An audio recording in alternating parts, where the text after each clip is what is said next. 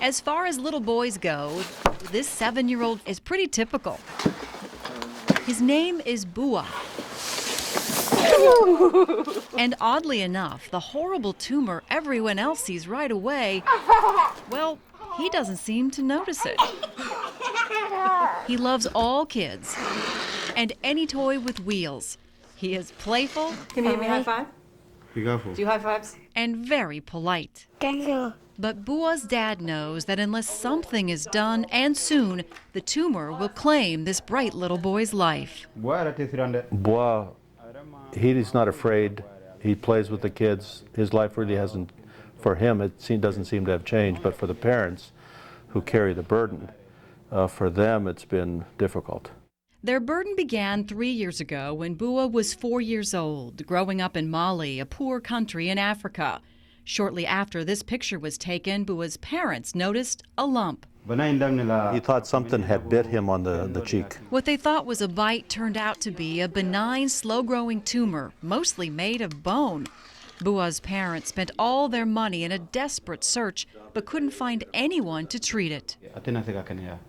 So they were convinced there would never be a way to really help him. But just when it seemed all hope was lost, Bua's parents heard about Kansas City medical volunteers working in a nearby village. In a few short weeks, Bua was out of Africa. What I'd like to do is do blow-by with this. And in the middle of a team of doctors at the University of Kansas Hospital. Tony's doing really good. They examined Bua from all angles. We can probably get an LMA in. Took dozens of pictures and pored over CT scans. This bone is expanded all the way up to the side of his eye socket. The KU team agreed to operate, but it wasn't going to be easy. This is about as hard as it gets. Whoa! 6:30 a.m., the morning of surgery, and Bua wants to go back home. It's not going to hurt. He's very scared right now. He's in an environment that he's not used to. It will take a team of 7 doctors and dozens of nurses to successfully operate on one tiny boy.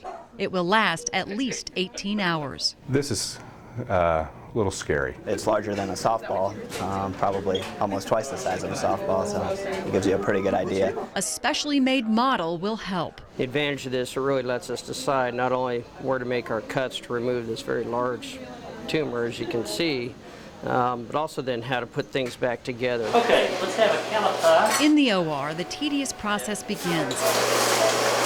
Doctors and nurses constantly monitor Bua's breathing and blood counts through every step. That thing fixing to come out? Yeah. Finally, 7 hours into the operation, the tumor that has plagued little Bua for 3 years is gone. But the team works through the night, taking bone from Bua's head and leg to recreate his nose, eye socket, and cheek. 23 hours after the operation began, it's over and off to ICU. Bua's dad is silent, wide-eyed, and overwhelmed. The doctors are exhausted but triumphant. Relief. Certainly a difficult operation. We knew it would be. After 10 days, Bua is back on his feet, blowing kisses as he leaves the hospital. But this is not the end of the story. It's just the beginning of a bond between a unique little boy and the village of friends he inspired here in Kansas City. Bye-bye.